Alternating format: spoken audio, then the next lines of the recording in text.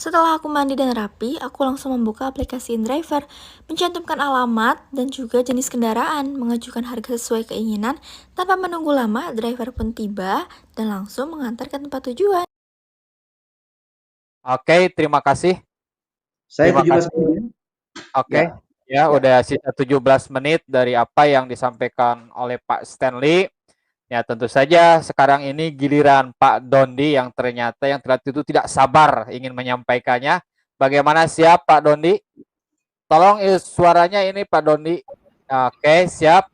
Bagaimana Pak Dondi, siap? Siap, suara saya jelas nggak? Jelas. Baik, maaf, silakan dilanjut dulu ini ya. Posisi bentar ya, khawatir ada kebingungan juga kedua pemateri. 40 menit itu dikasih jatah masing-masing. Itu sudah termasuk pertama presentasi, tanya jawab, ketiga closing statement ya.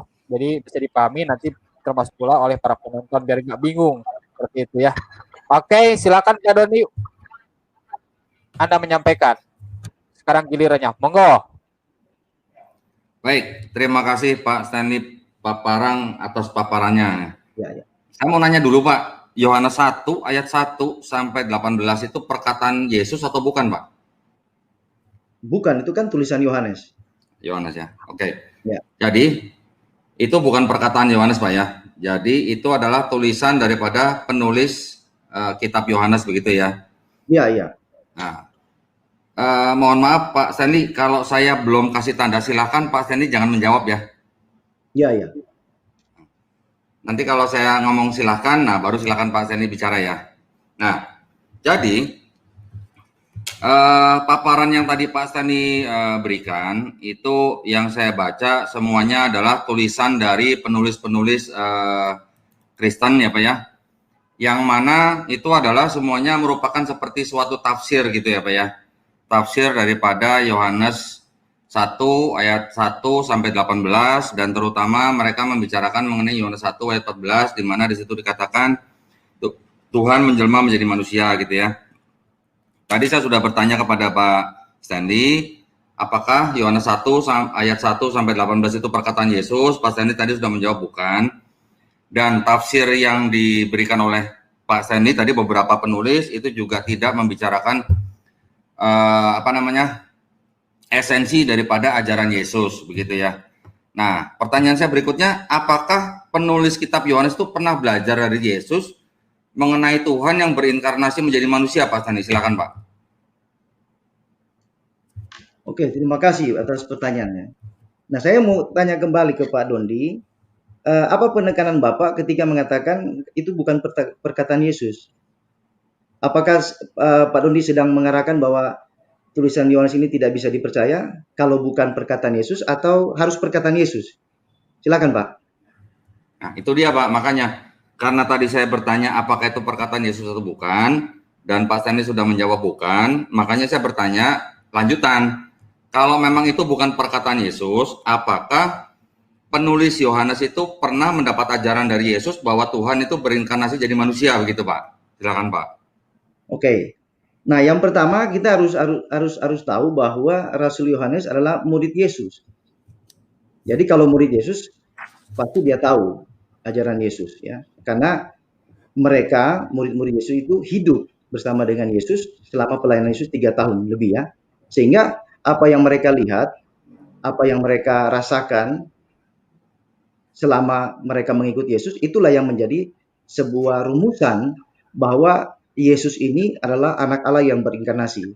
Jadi prinsipnya sebenarnya begini, saya paham pertanyaan Pak Dondi. Ada satu buku yang dipakai oleh Ustadz Moko Ginta, yaitu yang dirumuskan oleh Yesus Seminar, sehingga mengatakan bahwa ini bukan perkataan Yesus, pakai manik-manik. Pertanyaan saya, pakar-pakar kok pakai manik-manik? Lalu apakah kalau semua kitab suci dipakai lempar manik-manik, apakah setuju? Pakar kok pakai manik-manik, kan lucu, itu bukan game. Jadi sebenarnya prinsip ini jangan sampai kita mengatakan kalau bukan perkataan Yesus lalu tidak bisa dipercaya, karena itu akan berimbas kepada semua kitab suci. Paham maksud saya ya? Jadi kita berbicara secara logis bahwa Rasul Yohanes adalah murid Yesus, maka dia menulis tentang Yesus. Jadi konfirmasi bahwa dia adalah murid Yesus ya dari ajaran yang ditulis, karena Injil-Injil juga berbicara mengenai Yesus. Jadi mereka menulis tentang Yesus. Jadi Yesus tidak menulis Injil. Jadi jangan salah paham bahwa Yesus punya Injil, diberikan Injil, tidak. Kami tidak mengakui itu. Tetapi murid-murid Yesus itu menulis tentang Yesus karena mereka melihat langsung. Jadi saksi pertama, bukan menurut ini, menurut ini, menurut ini. Kami tidak, Yohanes bukan begitu. Jadi dia murid Yesus yang terdekat, yang tentu tahu, ya. Kalau berbicara penafsiran, ya pasti semua kitab suci punya penafsiran. Nah, kalau dianggap penafsiran tidak kuat, maka itu juga akan berimbas kepada semua kitab suci penafsiran. Jadi menafsir dianggap, wah ini tafsiran belakangan atau apa, sah-sah saja bagi saya, tidak ada masalah tafsiran. Tapi sejauh tafsiran itu mengkonfirmasi sejarah, itu bisa dipercaya. Itu penekanan saya. Jadi yang pertama, Yohanes adalah murid Yesus. Jadi Injil ini pasal 1 ayat 1 sampai 18 itu bukan perkataan Yesus, tapi tulisan Rasul Yohanes, karena dia adalah murid Yesus yang terdekat, yang tahu siapa Yesus. Jadi dia bukan orang kelima, keenam, ketujuh yang melihat tentang Yesus, tapi dia orang pertama yang betul-betul bersama-sama dengan Yesus. Jadi kalau ada keraguan soal bagaimana apakah Yesus mengatakan dia berinkarnasi, memang dalam kitab suci tidak ditulis. Tapi bukan berarti karena tidak ada lalu dianggap itu keliru. Ini juga bisa berbahaya bagi kitab suci yang lain. Itu Pak Dondi, silakan.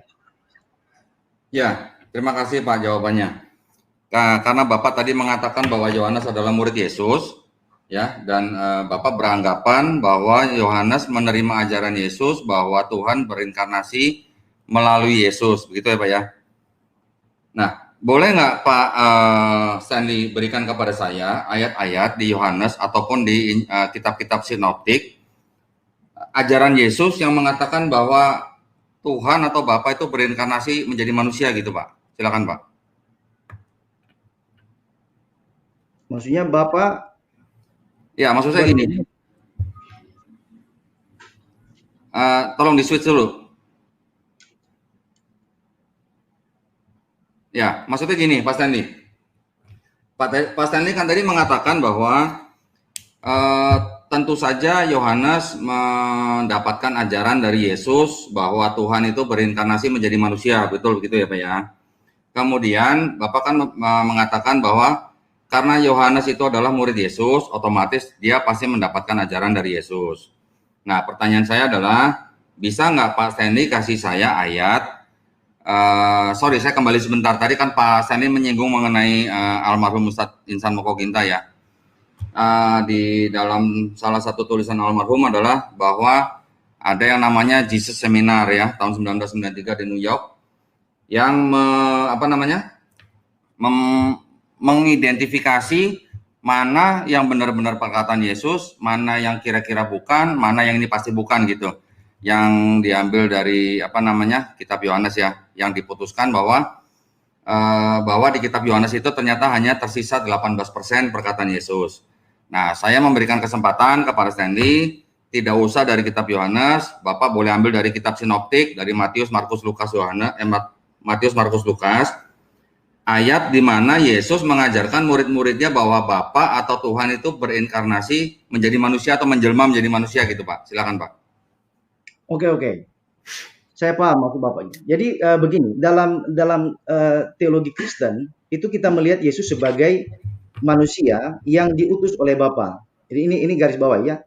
Jadi diutus oleh Bapa itu bukan berbicara bahwa yang mengutus lebih tinggi daripada yang diutus, atau yang diutus tidak lebih tinggi daripada yang mengutus. Ini harus dipahami dalam konteks inkarnasi. Jadi Yesus adalah utusan karena dia adalah manusia. Nah, misalnya dalam Yohanes 5 ayat 37, Bapa yang mengutus aku. Nah, ini sebenarnya prinsip bahwa inkarnasi Yesus yang ditulis oleh Rasul Yohanes ini diteguhkan dari pernyataan Yesus. Jadi Bapa yang mengutus aku.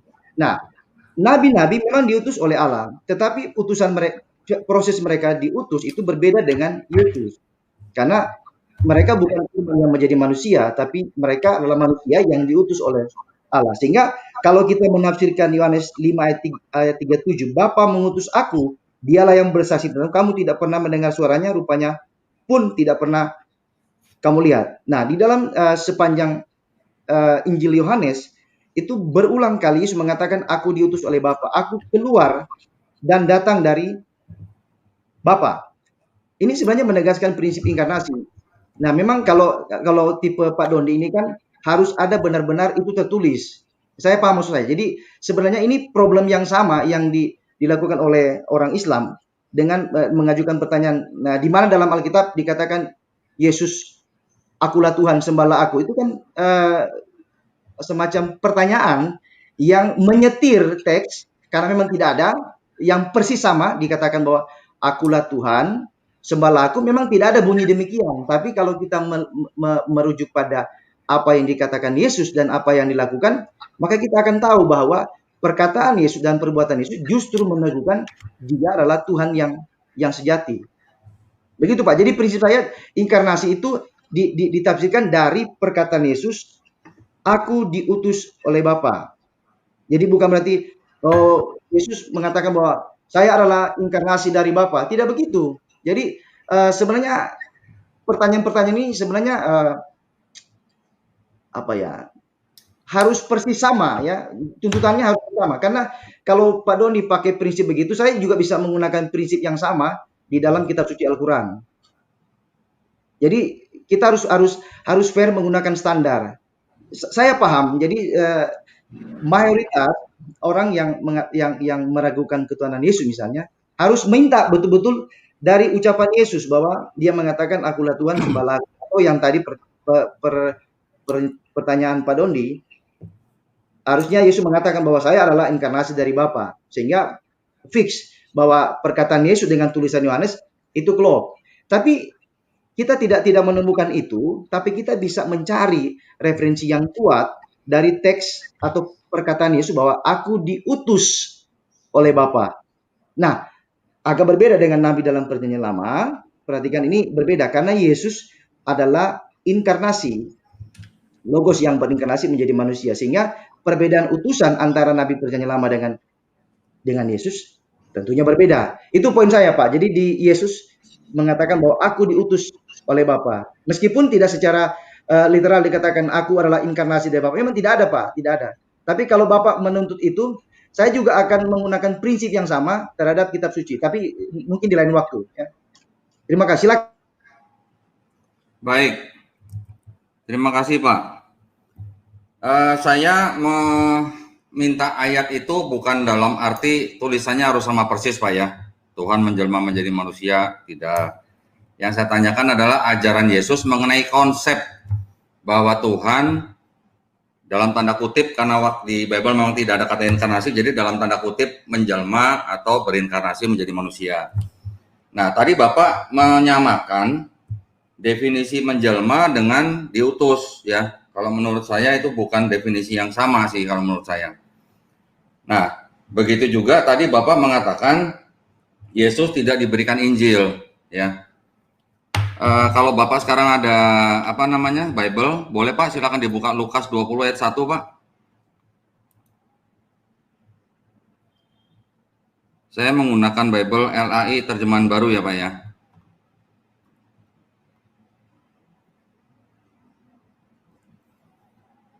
Lukas 20 ayat 1. Ya, sudah Pak. Bagaimana Pak? Lanjut. Ya, di situ dikatakan, atau saya share screen aja ya Pak ya. Biar penonton juga bisa sama baca ya. Nah, di Lukas 20 ayat 1 dikatakan pada suatu hari ketika Yesus mengajar orang banyak di bait Allah dan memberitakan Injil, datanglah imam-imam kepala dan ahli-ahli Taurat serta tua-tua ke situ, ya. Di sini artinya Yesus memberitakan Injil yang dari siapa nih Pak? Apakah ini Injil Matius, Markus, Lukas, Yohanes? Tentu saja bukan ya. Jadi artinya Yesus ini memang menerima Injil Pak. Yesus memberitakan Injil yang diterima dari Bapa, kemudian yang disebut di dalam 4 gospel Matius, Markus, Lukas, Yohanes itu adalah biografi atau cerita untuk kehidupan Yesus gitu Pak, dari lahir sampai beliau disalib menurut kisah di dalam 4 gospel. Jadi kalau tadi Bapak mengatakan Yesus tidak diberikan Injil, Lukas 20 ayat 1, saya rasa menyanggah perkataan Pak Sandy sendiri ya. Nah, kemudian kalau tadi Bapak bilang harus ada pernyataan di mana ada perkataan akulah Tuhan, sembahlah aku. Saya bukan tipe debater yang menanyakan hal seperti itu, Pak. Itu sudah lewat, Pak. Itu udah lama itu, Pak. Nanti Bapak mau bicarakan bukti-bukti dari Yohanes 1:1, dari Yohanes 8:24, dari Yohanes 8:58, dari Yohanes 10:30, itu kita bisa diskusikan lain waktu, Pak, ya. Saya bukan yang minta-minta seperti itu. Saya tidak letter luck seperti itu. Tapi kalau Bapak mau nanti memberikan bukti Yohanes 10:30, Yohanes 8:24 atau Yohanes 8:58, silakan nanti kita bisa bicarakan lain waktu ya. Baik. Kemudian selanjutnya gini, Pak. Kalau memang Yesus itu adalah inkarnasi Tuhan menjadi manusia dan untuk menebus dosa manusia gitu, Pak ya.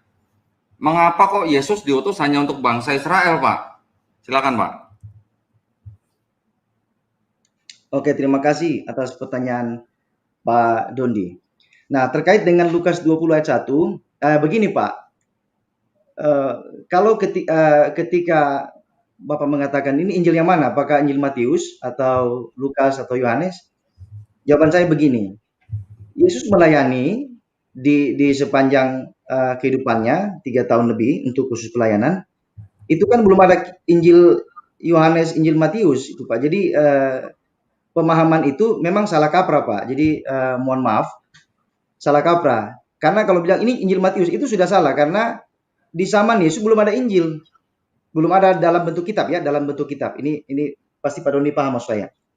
Yang kedua, bedakan antara kitab Injil dan berita Injil. Karena Injil itu dalam kata Yunani adalah euangelion, artinya kabar baik. Atau dalam tradisi yang lebih lampau, itu dikatakan sebuah kabar baik atas kemenangan di dalam perang. Jadi ketika orang berperang, lalu mereka menang, dan ketika mereka menyampaikan kemenangan itu dipahami sebagai euangelion, artinya kabar baik, di kabar kemenangan. Nah, di sini di Lukas 21 itu bukan berbicara mengenai kitab, tapi berita Injil, kabar baik. Artinya pengajaran-pengajaran yang berbicara mengenai kerajaan Allah dan bagaimana Yesus mewartakan rahmat Allah bagi orang-orang miskin, orang tertindas dan lain sebagainya. Jadi saya paham maksud Pak Dondi, sehingga saya meluruskan bahwa ada kesalahan pemahaman ya. Karena yang umum kita temukan adalah yang pertama pembacaan teks secara salah dan yang kedua pemahaman yang salah. Nah, kalau pemahaman yang salah kan kita masih bisa luruskan. Tapi ketika pemahaman yang salah dianggap sebagai kebenaran, nah itu harus diluruskan dan bisa ditunjukkan dengan bukti. Jadi itu Pak Doni ya.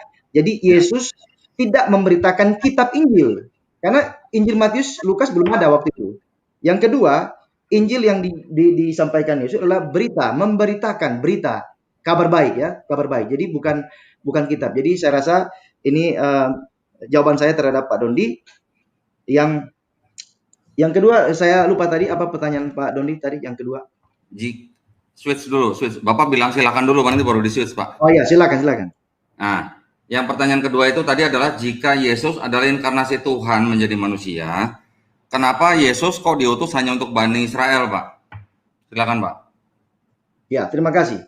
Nah, ini prinsip karena dalam tradisi teologi Kristen, Yesus memang datang bagi umatnya. Ya, Matius 1 ayat 21. Jadi dia menebus umatnya dari dosa mereka. Jadi fokus pertama adalah umat Israel. Karena memang dia orang Yahudi lahir di sana. Jadi pasti lingkungan pertama yang harus dia kabarkan berita Injil itu ya lingkungan itu. Jadi sebenarnya begini, ada memang anggapan begini Pak Dondi, bahwa Yesus itu hanya untuk Israel. Benar. Tapi kemudian jangan melupakan, jangan berhenti di situ. Ini kesalahannya. Kalau mengatakan Yesus diutus hanya untuk orang Israel, itu benar. Karena Matius 1 21 ayat 21 meneguhkan. Tetapi perhatikan Matius 28 ayat 19 mengatakan Yesus mengatakan bahwa pergilah Jadikanlah semua bangsa, ya, panta ta etne, semua bangsa tanpa terkecuali. Kabarkanlah Injil dan lain sebagainya. Jadi prinsip pertama kalau kita mau bicara mengenai historisnya, Yesus memang datang bagi umat Israel. Karena memang dia lahir di situ. Kalau dia lahir di Gading Serpong, dia lahir di Jakarta Timur, ya pasti tidak mungkin dia lahir di Jakarta Timur, dia pergi menginjil di Banten sana, atau di Kupang sana, atau di Surabaya, di Medan, di Nias, tidak mungkin. Karena dia lahir di situ, ya dia harus menyampaikan berita Injil di lingkungan itu. Baru kemudian dia memerintahkan muridnya untuk menjadi penjala manusia, menjadi garam dan terang dunia, bahkan menjadi pemberita-pemberita Injil. Nah, perhatikan catatan saya adalah Injil yang diberitakan bukan dengan pedang, tapi dengan berita dan kasih Allah terhadap manusia yang berdosa. Catatan saya adalah Allah tidak membenci orang berdosa, tapi Allah membenci dosa. Itu teologi Kristen.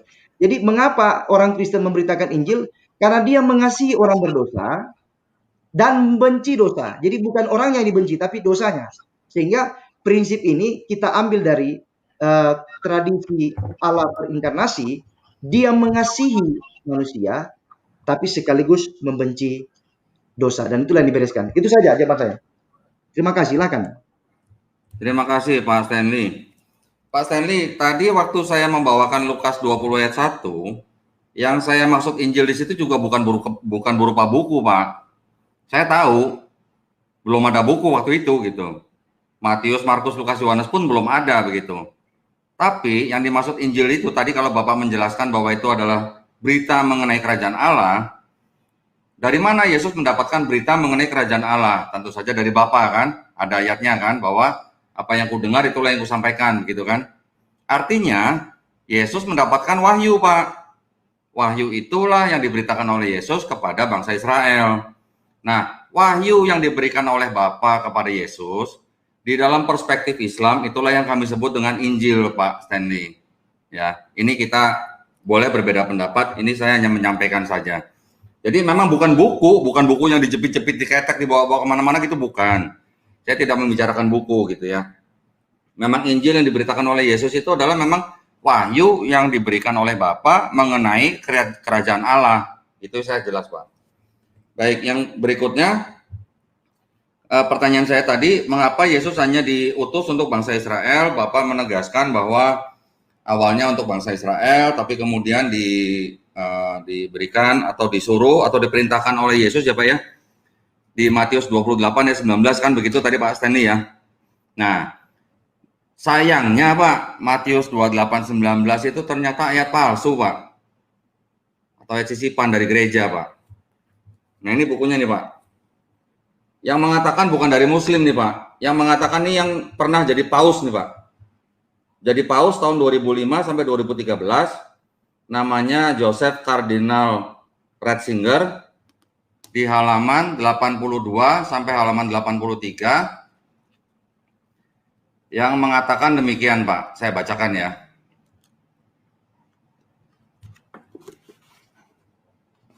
Ini Pak, halaman 82, 83 ya, mungkin bisa lihat nggak ya? Ya, saya bacakan ya Pak ya. Ini mengenai Matius 28 ayat 19 nih Pak, kalau Bapak bisa lihat nih, kamera nih ya. So far as its place of origin is concerned, the text comes from the city of Rome, Pak. Nah, ini sayangnya Joseph Ratzinger mengatakan bahwa ayat itu datang dari gereja Roma, Pak, dari kota Roma, Pak. Nih, sayangnya. Ya, beliau adalah yang dikenal dengan Pope Benedict ke-16, Pak. Nih. Ya, mungkin Pak Stanley akan mengatakan bahwa Ratzinger ini bukan pemimpin atau pimpinan gereja yang diakui oleh gerejanya Pak Stanley ya. Saya yakin itu ya. Tetapi kan Bible yang Bapak pakai sekarang, yang 66 buku itu, yang telah dikurangi 7 buku dari Bible versi Duo Rhymes yang berjumlah 73 buku kan berasal dari mereka, Pak. Ya. Jadi saya rasa mereka masih punya otoritas untuk menyatakan ayat itu palsu atau tidak gitu ya. Nah, kemudian yang berikutnya adalah keluarga Yesus, Pak. Keluarga Yesus, murid-murid Yesus, itu tahu apa enggak ya kalau Yesus itu adalah jelmaan dari Tuhan gitu, Pak? Silakan, Pak.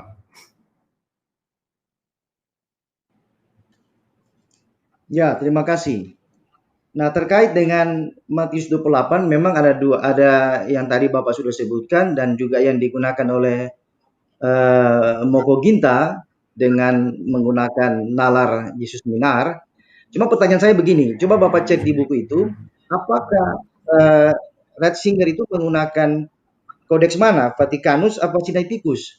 Karena kalau hanya penafsiran, kita juga harus sandingkan dengan pakar kritik teks ya.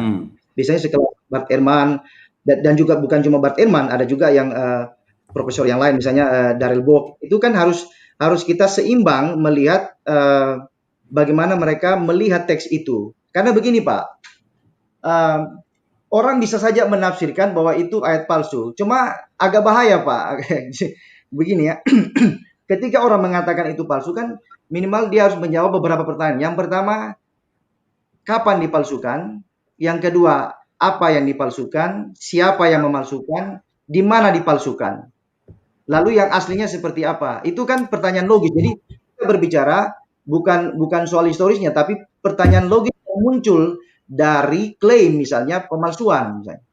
Harus fair kita. Misalnya saya mengatakan Pak Dondi bukan Pak Dondi sebenarnya. Saya kan harus membuktikan Pak Dondi yang sesungguhnya adalah ini dengan kriteria atau bukti-bukti ini. Nah, saya tidak terganggu dengan klaim bahwa Alkitab dipalsukan. Itu kita sudah bergulat lama Pak. Jadi no way ya Pak, tidak masalah. Tapi sejauh orang mengklaim bahwa itu palsu, maka yang harus kita lihat Pak Dondi adalah bagaimana kita mengkonfirmasi pernyataan itu. Begitu ya. Jadi kalau dalam dunia akademis orang boleh saja mengatakan bahwa teks ini palsu. Tapi kemudian para scholar Kristen itu meneliti. Jadi mereka tidak langsung marah begitu, kitab kami firman Allah, enggak begitu.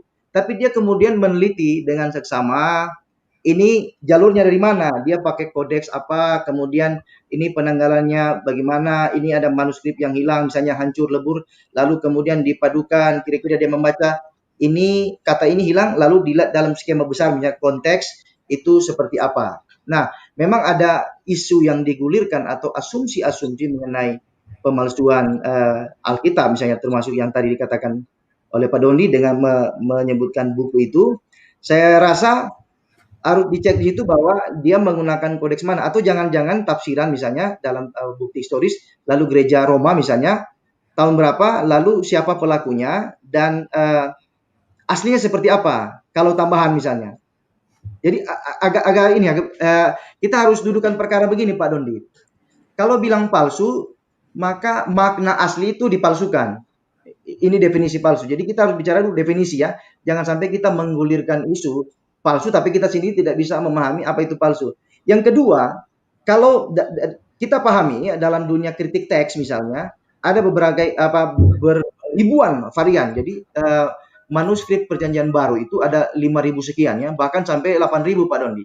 Nah, lalu orang mengatakan apakah orang Kristen tidak terganggu dengan banyaknya varian seperti itu? Tidak, memang kita menghargai varian itu sebagai bukti historis, tapi kemudian kita mengkonfirmasi apakah varian itu selaras nggak dengan makna besar dari kristologi dari teologi Kristen sehingga itu tidak menjadi ancaman bagi iman Kristen, tapi menghargai sebagai bukti historis. Nah, begitu. Jadi memang buku itu juga dengan termasuk Pak Moko Ginta menggunakan buku Yesus Minar mengatakan ayat itu palsu. Ya bisa saja silakan. Tapi persoalannya kita harus melihat kepada rujukan apakah itu teks Vatikanus atau Sinaiticus ataupun manuskrip yang lain yang bisa dikonfirmasi. Jadi silakan Pak, kita terbuka untuk berdiskusi. Asumsi-asumsi pemalsuan kitab suci, ayat palsu, kami tidak terganggu ya, tapi sejauh ini kami menghargai penelitian akademis dan itu bisa ditempatkan pada porsi tersendiri. Jadi ada bagian kritik teks yang harus kita gali. Terima kasih, silakan. Di mana murid-muridnya Yesus membaptis orang dalam nama Bapa dan Putra dan Roh Kudus, Pak. Silakan, Pak. Ya, terima kasih. Ya, ada pertanyaan satu ya mengenai apakah saudara-saudara Yesus itu tahu bahwa Yesus itu adalah inkarnasi. Nah, dalam Injil-Injil disebutkan bahwa ada yang menganggap Yesus itu anak Yusuf, ya kan, anak Maria. Ya, itu benar dari aspek humanitas. Tapi kemudian orang melihat Yesus itu kan dari perkataan dan juga dari perbuatan. Memang secara eksplisit tidak menjelaskan bahwa oh saudara-saudara Yesus itu tahu bahwa kamu pasti Allah berinkarnasi. Tidak demikian ya, tapi kita melihat narasi sebagai sebuah satu kesatuan yang menjelaskan mengenai apa yang Yesus katakan dan apa yang Yesus perbuat. Artinya, kalau Yesus benar-benar inkarnasi dari Logos Allah yang menjadi manusia, maka secara logis dia harus membuktikan itu klaim dan juga perbuatan. Artinya begini, orang bisa saja mengatakan aku utusan Allah, tapi kemudian dia sebagai utusan Allah apa buktinya? Kan harus dari perkataan dan juga tindakan. Kalau misalnya dia utusan Allah, lalu kerjanya menipu orang, lalu mencuri barang orang, menghina, caci maki orang, itu bukan utusan Allah, itu utusan setan. Jadi memang tidak dijelaskan di dalam Injil bahwa apa namanya saudara-saudara Yesus dan juga orang lain mengatakan, oh kamu adalah inkarnasi Allah, tidak. Tapi apa yang Yesus katakan dan dia perbuat itu justru meneguhkan bahwa dialah inkarnasi dari Logos Allah yang dibuktikan dari kuasa-kuasa yang dia lakukan, misalnya mujizat, menyembuhkan orang mati dan lain sebagainya. Nah, pertanyaan yang tadi ya, apa namanya mengenai apakah ada bukti dalam seluruh Alkitab bahwa orang membaptis dengan nama Bapa, Anak, dan Roh Kudus. Nah, sebenarnya dalam tradisi teologi Kristen, misalnya dalam Kisah Para Rasul, itu kan disebutkan sebagai baptiskanlah dalam nama Yesus. Nah, sebenarnya seperti yang teman saya jelaskan, ada prinsip representatif. Jadi ketika sudah membaptis dalam nama Yesus, itu sudah mewakili Bapa, Anak, dan Roh Kudus. Jadi sebenarnya pertanyaan Pak Dondi, kalau meminta bukti bahwa murid-murid membaptis dalam Bapa, Anak, dan Roh Kudus, memang tidak ada. Tetapi dalam tradisi jemaat mula-mula itu dilakukan bahwa ada dua versi. Yang pertama bisa membaptis dalam Bapa, Anak, dan Roh Kudus. Yang kedua membaptis dalam nama Yesus. Artinya karena kita berbicara mengenai Tritunggal, jadi satu nama itu sudah merepresentasikan pribadi-pribadi yang lain. Jadi saya menegaskan begini, baptisan Trinitas itu dalam Kisah Para Rasul memang tidak ada ya secara letterleg ya, harfiah. Tapi kemudian dibaptiskan dalam Yesus itu sudah mewakili karena Trinitas itu satu esensi tiga pribadi. Terima kasih. Waktu saya habis ya. Silakan Pak Doni, habis.